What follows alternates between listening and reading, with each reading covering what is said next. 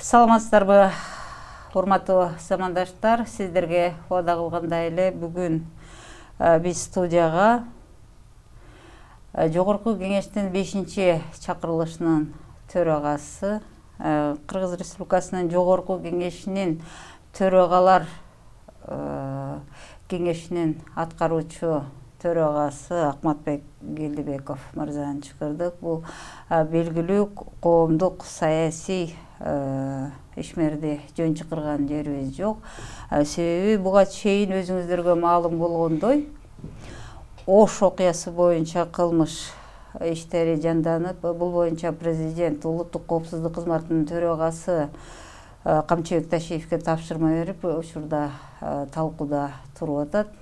Чынында Ош окуясына байланыштуу көп саясатчылар ой пикирлерин айтып жүрүшөт,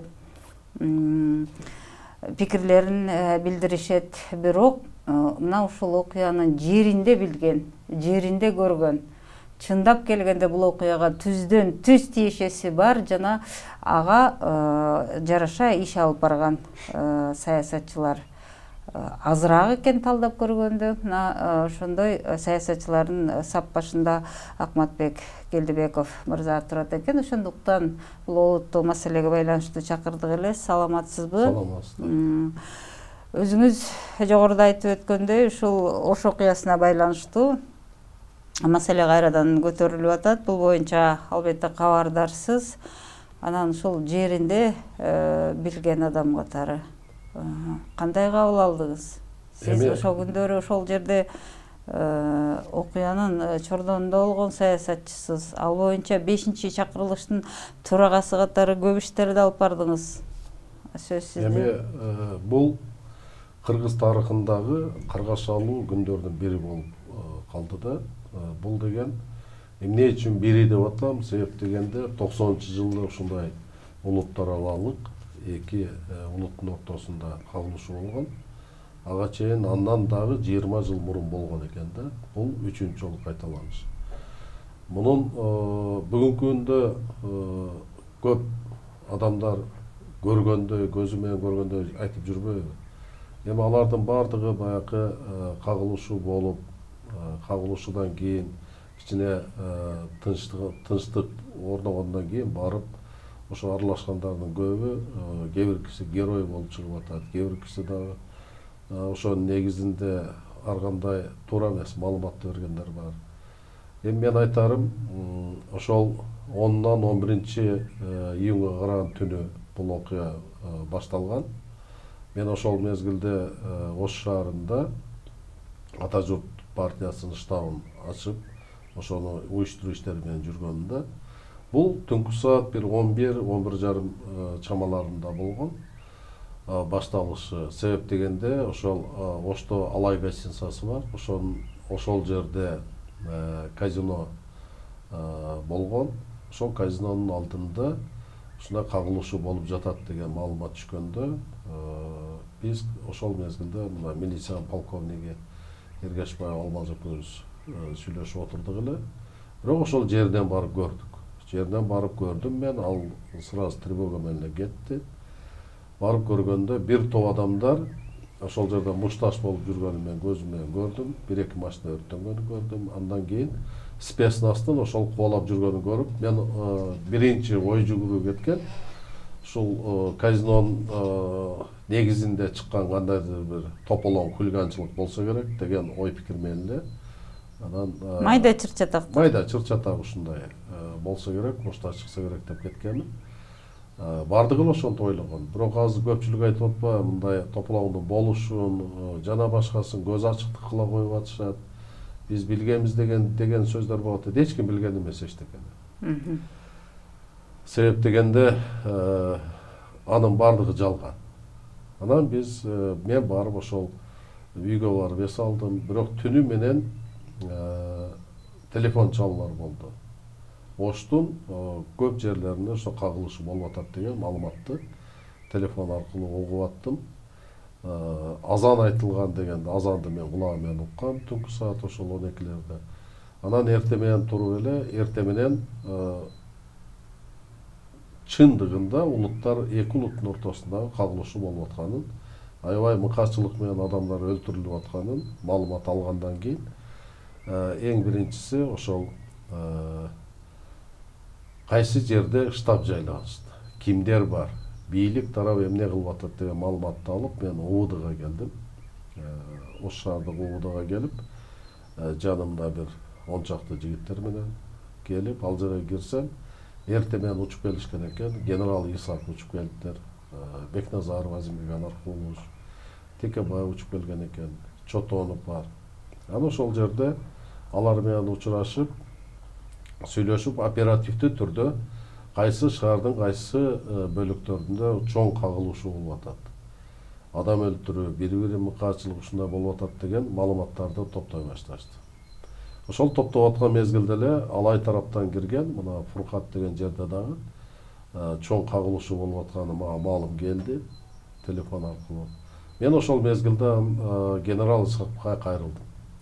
Ушул жакта да чоң кагылышуу болуп атыптыр. Элдер Алайдан, Каракулжадан, Өзгөндөн жана ошол Мадыдан, Кыргызчек, Асанчектен, тоодон түшө баштаптыр, кагылышуу болуп атыптыр дегенде генерал Исаков азыр анда ошол жакка барабыз вертолет менен деп, ким барат дегенде ошол Бекназаров мен барам деди, Азимбек Анаркулович, анан мен да барам дедим.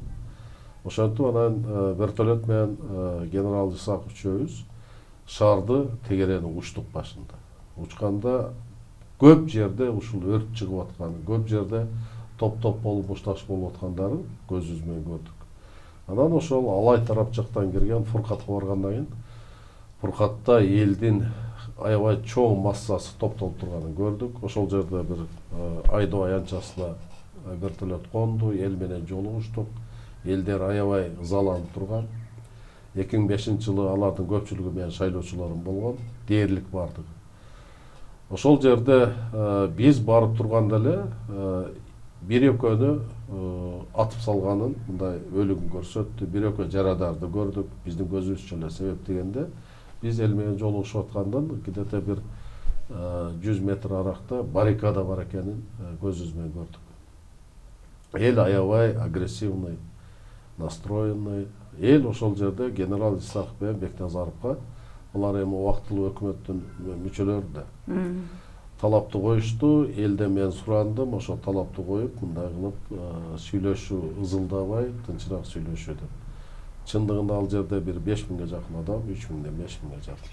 Анан элдин бирден бир талабы курал жарак берүү боюнча болду.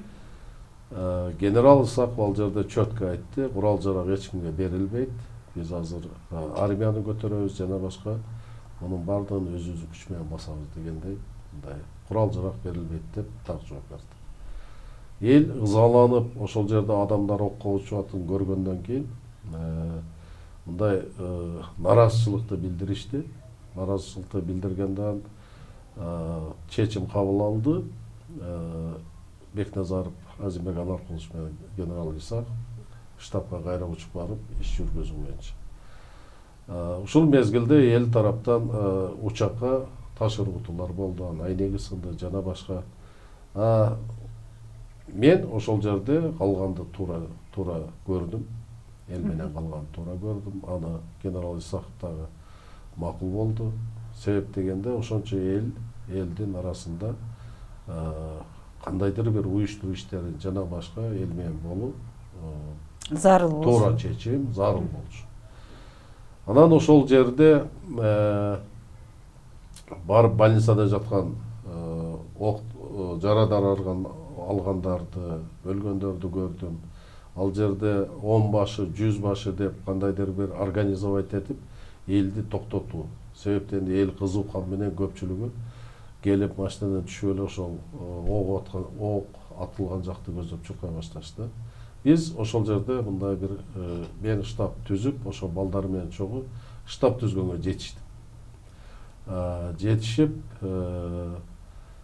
андан кийин ошол кандай кылып эми организованный бул ишти алып баруу боюнча өзүнчө иш аракеттер жүргүздүк. Ошол мезгилде мага звонок болду. Алымбеков МВДнын зам министри, комендант эле. Ал чалып айтып калды, Майлы суудан 3 3 БТР келип атат, ичинде сатылаттар бар, өткөзүбүз керек деп. Бирок тилекке каршы аларды барып көрдүм, аларды элден өткөзүп жиберүү кыйыныраак турган. Ошон үчүн анын солдаттар менен чогуу элдин арасынан дагы адамдар отургузганын эл талап койду. Ал ошондой болуп ишке ашып, БТРлер Ош шаарын көздөй кирди. Чындыгында аябай чоң мыкаачылык менен 10-нан 11-ине караган түнү мыкаачылык менен көп адамдар өлүп кетти, өрттөнгөндөр болду, жана башка. Бул аябай татаал нерсе болду. Окуянын жүрүшү ушундай. Ошол мезгилде ага Бишкектен менин партиялаштарым, досторум ошол телефон чалышты, Садыр Жапаров, Камчыбек Ташиев, кандай болуп атат деп алар менен пикир алмашып, анан качан баягы больницага барып, баягы больницада турганда машинага жүктөп да көп адамдардын өлүгүн алып келишти. Ошону көргөндөн кийин анан келиш керек, чыккыла келишиңер керек себептенине бу жерде аябай чоң тополоң болуп атат деп. Алар 11 күнү жолго чыгышкан Бишкектен. 11 күнү чыгышты. 11 күнү кечке мал биз ошол чогулган эл, жаңкы сепаратисттердин даярдашкан да баррикада жасашкан жана башка ушул баррикадаларды жокко кылып, аларды кандайдыр иретте кубалап, 11 күнү күндүзү түштөн кийин саат 4-5-терде биз Ош шаарына кирди, эл менен чогуу кирдим мен. Ош шаарын толук канды мындай контролго алынды да. Сепаратисттердин алдын ала даярданып, мисалы Ноокат тараптан келаткан жака бир баррикада, ушул Алай тараптан келаткан, Каракулжа тараптан келаткан жолго бир баррикада, бир 3 жерге баррикада коюлган да. Ал жерге ок атышчу куралдар жана башкалар менен туруп, ушундай даярдыктар болгон башында эле. Ушуну баары талкалангандан кийин Ош шаары элдик көзөмөл контролго өттү. Штабтар иштеп атты. Түнкү саат кечке маал бир 8-9-дарда мен штабка келдим. Ал жерде генерал Исаков отурган экен, ал эми Бекназаров, Азимбек Анаркулович, Текебаевтар уже Бишкекке учуп кетишкен экен. Уже коменданттык милдеттеме комендантка өтүп, эң негизги маселе ошол мезгилде 2 күн ичинде эч жер иштебейт. Элди жана ошол жердеги милиция кызматкерлери, военный кызматкерлери нам менен камсыз кылуу, ошол иштерди биз түнү менен жүргүздүк. Мындайча айтканда Ош шаары контролго өттү. Анан Бишкектен чыккан менин досторум жана алар менен чогуу түндүктө Ысык көлдөн, Нарындан, Чүйдөн, бардык эле областтардан бир миңдеген адамдар барды. Адамдар барды, ошолордун бири, мисалы Токмоктук бирөө окко учту мен билгенден. Ысык көлдөн бирөө окко учту. Токмокто окко учканда мен төрөгө алып турганда аны барып эстелик тургузуп, өзүнчө бир эскерүү өткөзүп, бул кайталанмас үчүн ушундай иш-чаралар болгон да. Бул эми өтө каргашалуу окуя. Ал эми ошол окуя болуп атканда Ошто тынчыгандан кийин биз 11 күнү, 12 күнү, бул уже 12 күнү ал мезгилде губернатор Жээнбеков Сооронбай Шарипович эле, анын кабинетинде мына мен, Садыр Жапаров, Камчыбек Ташиев, Сооронбай Шарипович төртөөбүз отуруп, комендант коюу боюнча мен ошол мезгилде Атамбаев менен телефон менен сүйлөшкөнмүн. Бул эми фактын айтыш керек да чындыкты. Сүйлөшүп, Курсан Асановдун кандидатурасын сунуштаганда тез 1 сааттын ичинде аны чечип, Ош шаарына комендант болду. Алымбеков болсо, ал Ош областы боюнча комендант болду. Ошол күнү түштөн кийин Камчыбек Ташиев менен Садыр Жапаров Жалал Абадка чыгып кетишти. Жалал Абадта себеп дегенде мына башталат деген дагы маалыматтар келип аткан. Анан мен кечке маал Ош шаары уже толук кандуу көзөмөлгө өткөндөн кийин кечке маал мен Жалал Абадка бардым. Жалал Абадка барсам, УДун зданиясында отурушкан экен. Обл прокурор, СМБ, бүт күч органдары, Камчыбек Ташиев, Садыр Жапаров турган экен. Ошол жерде сунуш айтылды. Убактылуу өкмөттүн мүчөлөрү менен сүйлөшүп, Камчыбек Ташиевди комендантка сунуштабайсызбы деген сунуштар айтылды. Мен Азимбек Анаркулович менен байланыссам, биз кичине кечигип калган экенбиз, себеп дегенде Кубатбек Байболовичту уже комендант кылып дайындашкан экен. Анан ошол жерде сүйлөшүүлөр негизинде мен УДУнун жетекчисине айттым, жоопкерчилик ала турган бирөө жарыңар барбы? Эртең эгерде кагылуучу болсо, болгону бир 40 спецназ бар экен. 20 спецназдан эки тарапты карап туруп, 40 ордуна коюш керек, ортого коюш керек. Эки эгерде кагылуучу боло турган болсо, керекпи? Ар бир магазинге, баягы автоматтуу магазинде же керек болсо, кандайдыр бир ар бир 10-чу, ар бир 20-чу ок боевой болсо да коюш керек. Себеп дегенде оштогу быкаачылык, адам өлтүрүү, бири-бирин сою кайталанбаш үчүн мүмкүн күч органдары кээ бир өтө эле ашынган сепаратисттерге ок чыгарууга да туура келет деген сунуштама айттым. Бирок ал сунуштама эч ким жоопкерчилик алган жок. Анан биз кечке амал келип Ташиевдин үйүнө түнөдүк да, эртеси Садыр Жапаров экөөбүз Ошко келдик. Ошко келип, Ошто бир сыйра бардыгы тынчып, бардыгы көзөмөлгө өткөндү. Бул 13-чү июнь болуп аткан окуя. Анан Бишкекке учуп келдик. Ошол күнү Камчыбек Ташиев Жалал Абадта калды. Ошол күнү Жалал Абадта кагылуучу болду. Кагылуучу болуп, ага түздөн-түз Камчыбек Ташиев ошол жерде катышып, бардыгын көзү менен көргөндө.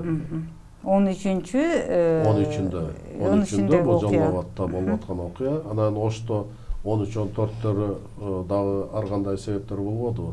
Эми бүгүнкү күндө геройлор көп. Мен андай кылгам, мен мындай.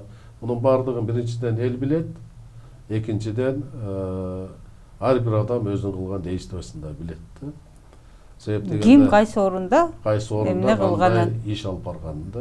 Бул өтө эч ким билген эмес мындай болор. Эч ким билген эмес.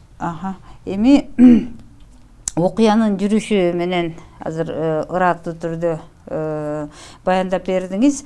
Андан кийин ушул 5-чи чакырылыштын төрагасы катары ошол учурдагы мамлекеттик деңгээлде ошол жасалган иштер Ош окуясына карата, ошондогу кылмыштуу окуяларга карата жасалган иштердин баардыгы көз алдыңыздан өткөн, сиздин колуңуз менен өткөн дагы токтомдор бар. Депутаттык комиссия дагы түзүлгөн. Мана ошол укуктук жагына, ушул жагын баяндап берсеңиз. Ошол Ошто болгон окуяны көргөндөн кийин мен эми өз көзүм менен көрдүм да, себеп дегенде эң негизги кагылуучу бул 10-нан 11-ине караган түнү, 11 күнү күндүзү болду. 12 июндан баштап ал спадка кетти Ошточу. Муну көзүң менен көргөндөн кийин ушунчалык мыкаачылыкты жана башка ушундай бир уюшулган өзүнчө бир немедей көрүндү да, адам өлтүрүүнүн мыкаачылыгын мен мындай көргөн эмесмин да. Ошонун баардыгын көрүп келгенден кийин анан муну баары бүткөндөн кийин биз шайлоодо эл менен жолугушуп жүргөндө себеп дегенде канча адамдардын баягы өлүгү чыккан жок. Азырга чейин мисалы ошол баласын жоготкондор бар, бир тууган жоготкондор, өлүгүн таппагандар бар, бүгүнгө чейин барды. Ал эми ар бир айылда мисалы Алай, Чоң Алай, Кара Суу айылдарында жок дегенде эле бир 11ден баштап 20га чейин туугандарын жоготкондор болду. Биз элди кыдырганда ушул окуяны изилдөөдө кандайдыр бир депутат болуп шайлансак чечим кабыл алабыз деп убада бергенбиз. Элге. Ошол негизинде келгенден кийин 3 комиссия түзүлдү. Эл аралык комиссия. Эл аралык комиссия түзүлгөндө негизинен ошол сепаратисттердин, ушуну уюштургандардын көпчүлүгү кандайдыр бир саясий, анан мамлекетти ошол экиге бөлөбүз деген, түштүк регионду бөлөбүз деген өздөрүнүн максаты болгондо, ошол максатты ишке ашыруу үчүн булар заранее баягы видео материалдарды бир тараптуу кылып топтогондор болгон. Бир тараптуу топтоп, бир тараптуу жасап, бир улутту экинчи улутту каршылаштырып кырды деген, геноцид кылабыз деген ой максаттары да болгондо.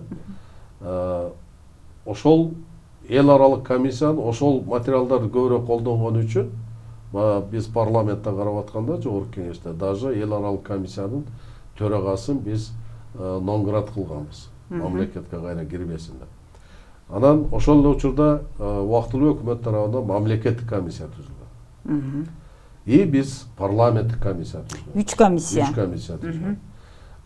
Эл аралык комиссиянын отчету ал өзүнчө кетти. Мамлекеттик комиссия менен жогорку кеңештин түзүлгөн комиссиянын отчеттөрү уже бири-бирине айкалышкан, мындай жакын эле болду да, себепти чындыктарды көбүрөөк карады. Ал жерде аябай катуу талкууланды.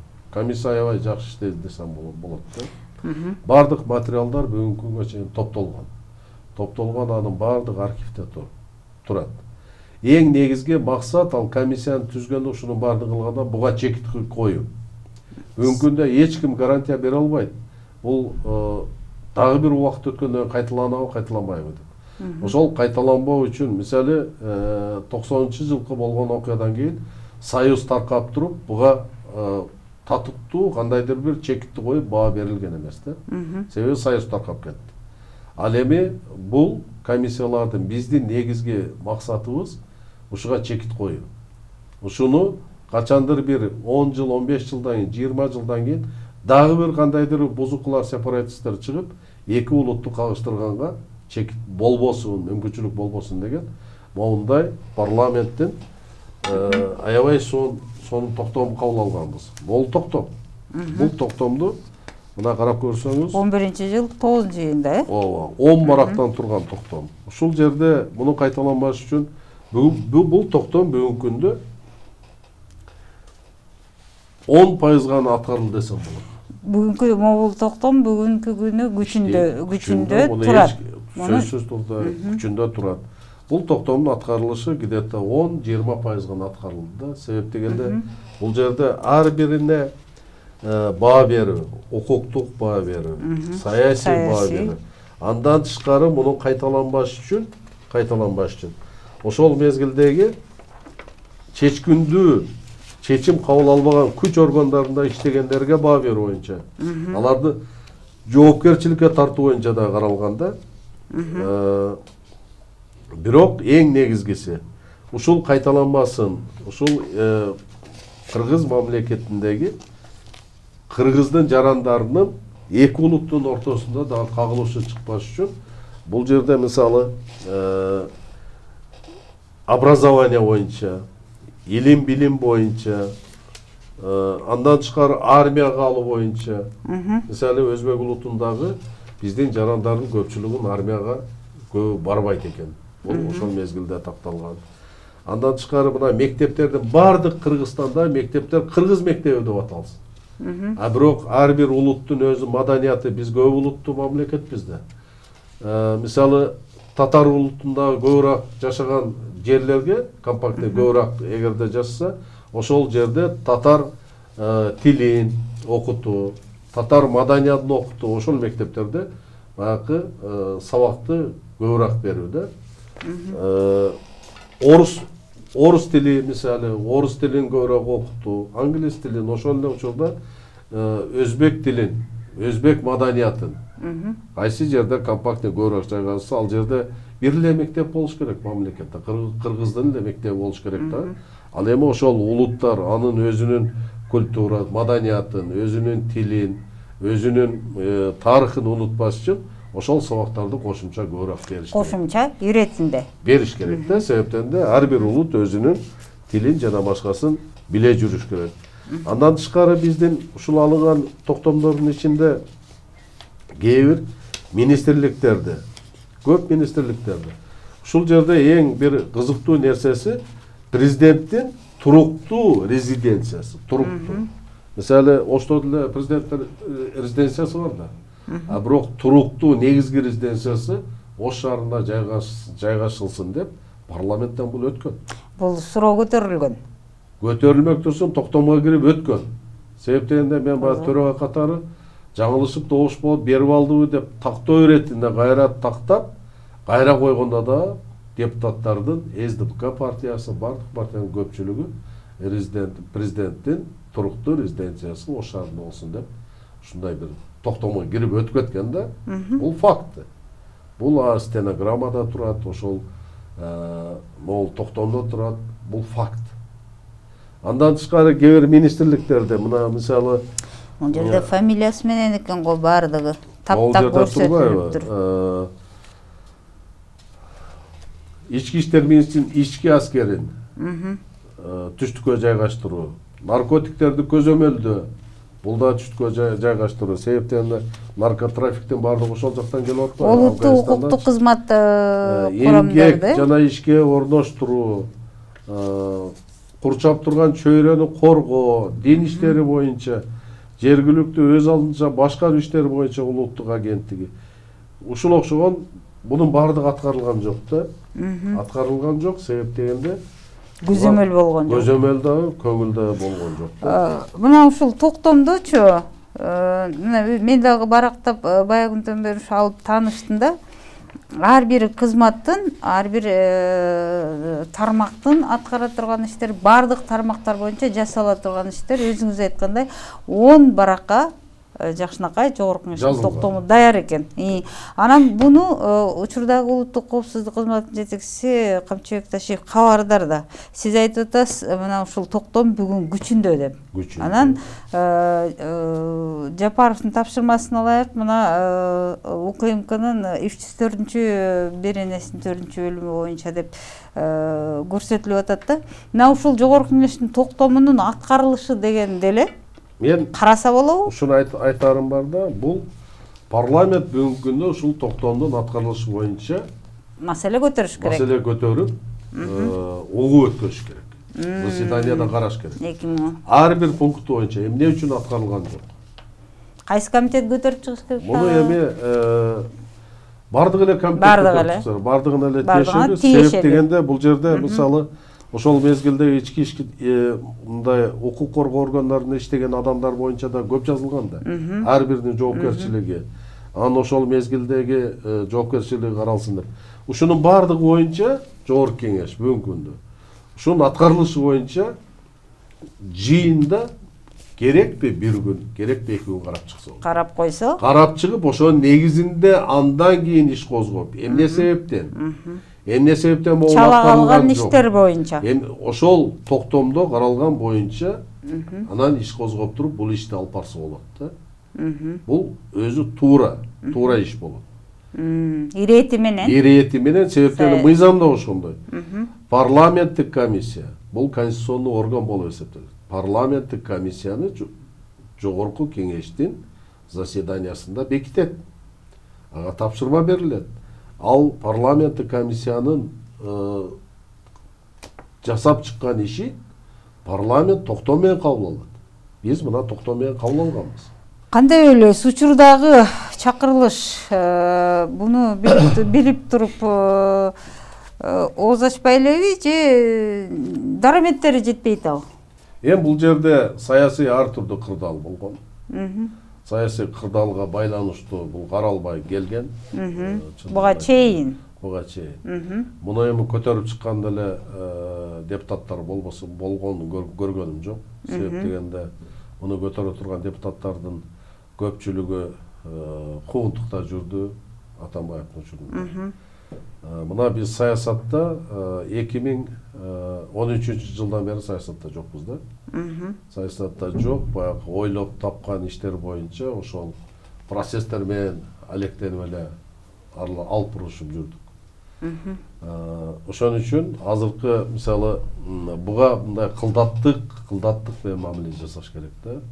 Себеп дегенде бул улуттар арасындагы кагылышуу маселеси бул өтө татаал, өтө оор маселе. Буга кылдаттык менен мамиле жасап, анан кийин могул келечекке максатты коюш керек. Эң негизги максат келечекте бул кайталанбай турган максатты коюш керек. Ошонун үстүндө иш алып барыш керек. Себеп дегенде ошол муну уюштурган деген сепаратисттердин баардыгы качып жүрбөйбү. Кээ биркиси аркы дүйнөгө кетти. А бирок камалгандардын көпчүлүгү кыргыз улутунда болобу, өзбек улутунда болобу камалгандын көпчүлүгү ошол событияга айласы жоқ, аргасы жоқ, аралашкандар. аралашып калгандар десем болот да. Себеп дегенде анын үй бүлөсүн коргоо керек, кандайдыр бир өзүн коргоо керек. Ушундай мезгилде жаңкы кылмышка барган, айласынан барган адамдардын көпчүлүгү камалды. Ал эми ошону уюштуруп, ошону кандайдыр бир ушул деңгээлге кагылышууга жеткизген адамдардын дээрлик бардыгы качып жүрөт, кээ биркиси аркы дүйнөгө кетти. Ошон үчүн буга өтө кылдат мамиле жасаш керек.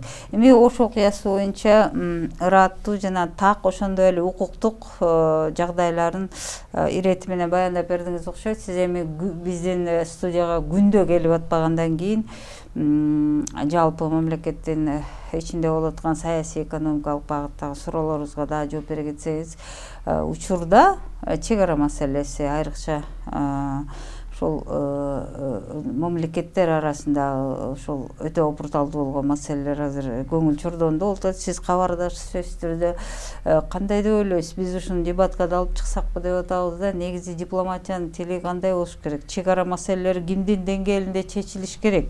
Бул олуттуу маселе кандай каралыш керек? Эми могул учурдагы кандай каралып атат? Эң туура маселе көтөрдүңүз. Могул Ош окуясы, Ош Жалал Абад окуясы боюнча мен азыр ар бир минутасына чейин мындай кандайдыр бир факты менен жазган бир келечекте китеп чыгарам деген ойдомун. Аны мен даярдап жүрөм. Себеп дегенде ар бир адамдын катышуусу ошол минутасына чейин кайсы адамдар менен кандай сүйлөшүлгөн, кандай кылып машиналар менен жүрдү, кандай ушунун бардыгын мен бир китеп катары даярдап жүрөм. Ал чыгат. Ошол чыккандан кийин көпчүлүктүн баягы калпы да чыгып калышы мүмкүн да. Көпчүлүктүнбү же саясатчылардынбы? Кийин барып, кийин керөй болгон саясатчылардын калпы да чыгып калышы мүмкүн.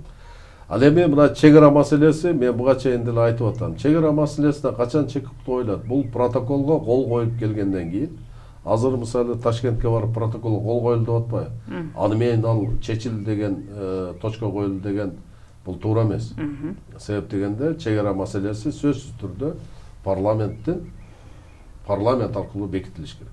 Ратификацияланыш керек, Парламент аркылуу бекитилгенден кийин ал маселе чекит коюлду десе болот. Ага чейинки бүгүнкү болуп аткан талаш тартыштын бардыгын бул иштөө процесси менен жүргүзүш керек да. Бул чек ара маселеси бул дипломатияны өтө татаал, өтө мындай кылдаттыкты талап кылган нерсе. Эмне себептен айтып атышат кээ биркилер 30 жылдан бери чечилбейт. Себеп дегенде ушул чечилген жери чечилип, эки мамлекеттин тил табыша албай калган жери бул мүмкүн 100 жылда да чечилбестир. 200 жылда да чечилбестир. Себеп дегенде айтыш кыйын алдын ала. Айтыш кыйын. Эми бул эгерде кыргыз тараптан гана көз каранды болсо чечип койсо болот. Бул кыргыз тараптан эч кандай көз каранды толук кандуу эмес да. Себеп дегенде экинчи тарап бар. Биз кандай 1 сантиметр жерибизди бергибиз келбесек, экинчи тараптан 1 сантиметр жерин бергиси келбейт. Ошон үчүн бул жерде кайсы бир мамлекет утат деген, бирөөсү утат, бирөөсү уткузат деген бул түшүнүк ушундай татаал түшүнүк да. Бул жерден элге жага турган эки мамлекетке да кандайдыр бир ыңгайлашкан гана шартта чечпесе, атак бул 100 жылдап да чечилмеши мүмкүн. Мына мисалы Россия менен Япониянын миңдеген жылдар чечилбей турат го. Жүздөгөн жылдар. Курил аралдары. Ал чечилбейт. Себеп дегенде ал бир мамлекет талап кылганда экинчи мамлекет кабыл албайт. Экинчи мамлекет талап кылганда экинчиси кабыл албайт. Бизде да ушундай болот. Мына мисалы кечеки эле ошол Кампробаттын жанындагы 50 гектар жер боюнча. Анын чечилиши кече мына Ташиев барып келди. Барып келип ушул жерин билбей калыпмын деп, чындыгында мүмкүн билбесе билбей калышы мүмкүн. Себеп дегенде ошол билбеген маселени барып чече берсе болобу? Эми адам ал ошол комиссиянын төрагасы. Ал комиссияга киргендер бир 20-30 адам кирет, специалисттер кирет. Алар значит адистер кирет. Адистер туура эмес маалымат берген да. Туура эмес маалымат берген. Эми бул жерде мындай сүйлөшүү дипломатиялык жол менен гана чечиш керек. Эгерде мына 30 гектарын кайра алсак деген талапты коюп көрөбүз деп, алар кабыл албаса, бул участок анда чечилбей тура берет. Бул бир маселе жагдайда айтсаңыз, Ташиев айтты, 20 сотук жердин тагдырын барып, мен Ташкентке кайра барып чечип келейин сүйлөшүп деди да. Анан эми бул эл аралык протокол деген бар эмеспи? Же экинчи тарап мындай биз каалаганда ушун сүйлөшүп келейин, чай ичип келейин дегендей чечиле береби, кандай каралыш керек? Сиз эми төрагасы болдуңуз. Эки мамлекеттен түзүлгөн комиссия бар. Ушу граница маселесин чечүү боюнча. Биз тараптан түзүлгөн комиссиянын төрагасы Ташиев болуп атпайбы? Эми бул бара турган болсо, ошол комиссиянын заранее анын ушундай сунуштарды киргизет, жөнөтөт экинчи тарапка комиссиянын атынан. Анан алар отуруп, жолугушуп чечейли деген учурда гана каралыш керек. Каралат да. Анан бул баягы бул эми элдик жөнөкөй сөз менен айтпадыбы, эми биз аракетти кылып Ташкентке барып аракетти кыл да сүйлөшөлү деп. Мунун эрежеси моундай да, моундай комиссия аркылуу. Эми делимитация дегенде, делимитация булар бүгүн биз делимитацияны бүтө элекпиз. Делимитацияны бүтүш үчүн ар бир сантиметрин тактап картага түшүрүп аныктагандан кийин ал эки мамлекеттин парламентине бекитилиш керек. Ошодон кийин делимитация бүттү десек болот да. Чекитти парламент коёт. Эмесе дагы бир суроо учурда кандай десек дагы биз эми дүйнөлүк алкактын биз эле эмес дүйнө жүзүндө эле кыйналышта туруп атат, албетте пандемия болуп атат, башкасы. Анын ичинде биздин өлкөдө дагы азык түлүк кымбатчылыгы деген байкалмак түгүл, жакшы эле бул деле талкууда туруп атат. Мына ушул окшогон көп маселелер сиздин көз алдыңызда да. Бүгүнкү күндө экономикалык абалыбыз өтө оор. Муну себеп дегенде бул акыркы 2 жылдан бери пандемиянын кесепетинен экономиканын көп ырычактары бир гана биздин мамлекетте эмес, көп мамлекеттерде токтоду да. Карын катташ токтоду, соода саттык токтоду. Биз башка мамлекеттерден айырмаланып, биздин көпчүлүк экономикабызды жылдырган, аны түзгөн нерсе соода саттык болуп калган. Өндүрүш жок эсе десек деле болот. Өндүрүш. Эми кумторубуз бар, талды булагыбыз бар. Дагы бир 2-3 чоң мындай өндүрүшүбүз бар. Башка биздин эл соода саттык менен мамиле болуп калган да. Ошол соода саттыктын көпчүлүк биздин экономиканы соода саттык түзгөндөн кийин тышкы байланыштын баардыгы токтоду. Кытай менен товар алып келүү токтоп калды пандемиянын негизинде. Россия менен татаалдашты. Казакстан менен себеп дегенде баардыгы границанын ордун айынан жабылып атпайбы. Ошонун негизинде бүгүнкү биздин бюджеттин абалы чындыгында оор. Чындыгында оор. Мен ошон үчүн буга чейин айткам, азыр биз жок дегенде мына пандемия бүткүчө өндүрүшчүнү, средний малый бизнести, ушу бизнесмендерди сактап калыш үчүн колдон келишинче салыктан бошотуш керек. Мен муну былтыр дагы айткам. Былтыр мисалы бюджетке колдоо иретинде 400 миллионго жакын доллар келип түшкөн. Туурабы? 400 миллионго келип түшкөндөн кийин ошол Киреше булагына бюджетке келип түштү. Мен ошондо айтып чыктым эле, ошол 400 миллион доллардын сырттан келип түшүп, жардам берип түшкөндөн кийин ички булакты баардыгын салыктан бошоткула. Кичи жана чоң бизнести бошоткула. Себеп дегенде булар жок дегенде банкрот болбой, өзүн өзү эптеп багып, бир жыл эптеп бакса, кийинки жылга банкрот болбой иштеп кеткенге мүмкүнчүлүк түзүлмөк. Мына Ысык көл боюнча мен азыр өткөндө да интервью берип айткам. Мисалы Ысык көл быйылкы сезонду жок кылып албаш үчүн, элдин баардыгын ошол Ысык көлдө жүргөндө банкрот кылып албаш үчүн салыктан бошотуш керек буларды. Ал жактан көп болсо канча түшөт? Бир 10 миллион доллар же болбосо 20 миллион доллардык салык түшөт.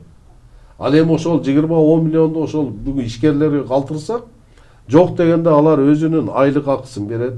Ошол коммунальный услугасын төлөйт, жана башканы төлөп, өздөрүнө ремонт кылып, эмдиги жылкыга банкрот болбой чыгып кетет. Бизнести сактоого мүмкүнчүлүк. Бизнес сактап калып мүмкүнчүлүк түзүлөт да. А башка мамлекеттер, мисалы чоң мамлекет, Россия, Казакстандар, алардын ашыкча акчасы бар экен, бизнесмендерге, жанабарларга жардам берип атпайбы, элге жардам берип атат. Бизде андай мүмкүнчүлүк жок. Ошон үчүн биз тыштан келген карыздан, тыштан эгерде бирөөдөн карыз ала турган болсок, ошол суммага биздин ички өндүрүшчүлөрдү салыктан бошотуп жеңилдик бериш керек. Бул бир. Экинчиден, бюджетти карап чыгып, бүгүнкү күндө зарылчылыгы жок. Бүгүнкү күндө быйылкы жылда ушул чыгашаны жасабасак, жашап кете ала турган чыгашанын баарын кыскартыш керек. Башка айла жок. Баары бир аны биз каржылай албайбыз. Себеп дегенде акча түшпөйт азыр. Баардыгын ачык айкын айтып, кыскартып туруп, бүгүнкү күндө медиктердикин, мугалимдердикин, ушу социалдык пенсия, пособие, ушул окшогонду каржылап турушубуз керек да. Башка чыгашанын баардыгын минимизировать этип кыскартышыбыз. Артыкпаш чыгымдарды. Артыкпаш чыгым эмес, мындайча айтканда, азырынча бизге зарылдыгы азырынча эми мындайда андан мамлекет мындай жабыркап калбайт, эгерде муну токтотуп турсак деген принципте бар туруп, бул чыгашанын баардыгын быйылкы жылга токтотуш керек. Себеп дегенде пандемия токтойт деп айтыш кыйын. Дүйнө жүзү боюнча карантин болуп атат. Дары-дармек боюнча дагы. Эми мен кээде таң калам да, биз мисалы Кытайдан келген жаңкы эмне деп коет, уколду албай атабыз.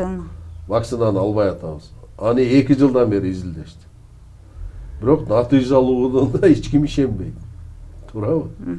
Ошон үчүн ушу айтып калдыңыз, уу коргошун тууралуу окуяларды кандай кабыл алдыңыз?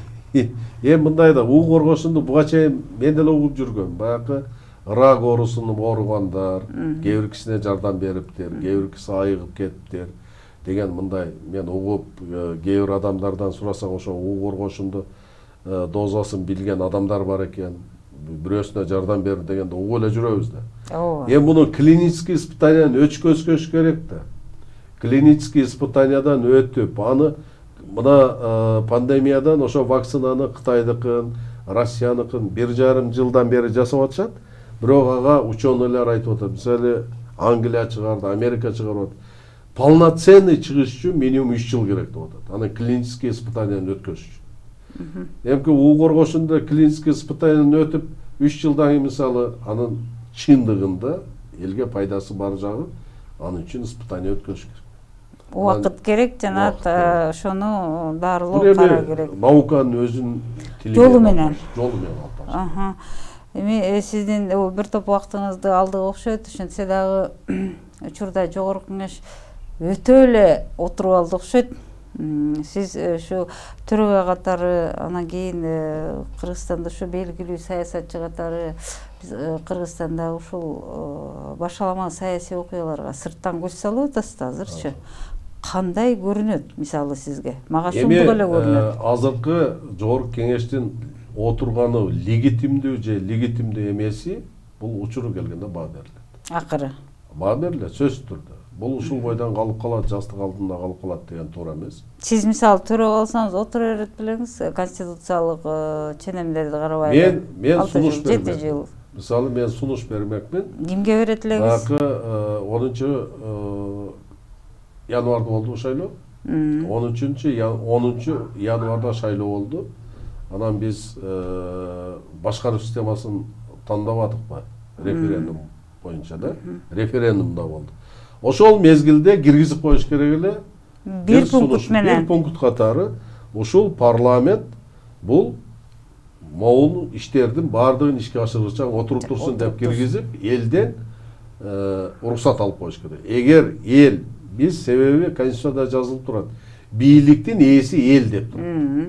Эгерде эл ошондо добушун берип, макул, бул ушул жаңы Конституция ишке ашкычаң, ошонун мыйзамдарын киргизичең, отурсун деген, да макул же жок дегенде макул жок. Болду. Мыйзамдуу болуп калмак. Бул легитимдүү мыйзам отура бермек да. Бул деген сөз ошол мезгилде юристтердин же башкалардын туура маалыматты жеткизбегени, же туура ойлонбой калгандыгы, ошону киргизип койсо, мен ойлоп атам, бүгүнкү күндө парламенттин легитимдүү же легитимсиз экендигинде чектип коюлат. Урматтуу замандаштар, биз бүгүн Жогорку Кеңештин 5-чи чакырылышынын төрагасы, Кыргыз Республикасынын Жогорку Кеңешинин төрагаларынын аткаруучу төрагасы, ошондой эле белгилүү саясатчы, коомдук ишмер Акматбек Элдибеков менен бир топ суроолорубузга жооп алдык. Сиздин убакыт бөлүп келип бергениңиз үчүн ыраазычылык билдиребиз. Студиябызга келип туруңуз. Ийгилик сиздерге. Жакшы студия экен. Талкууну көбүрөөк жүргүзүш керек. Өзү ушундай спорттун бардыгы, баягы талашып тартышуунун бардыгы ушундай площадкада болуш керек да. Ошон үчүн парламентте талаш тартышы жүрүш керек.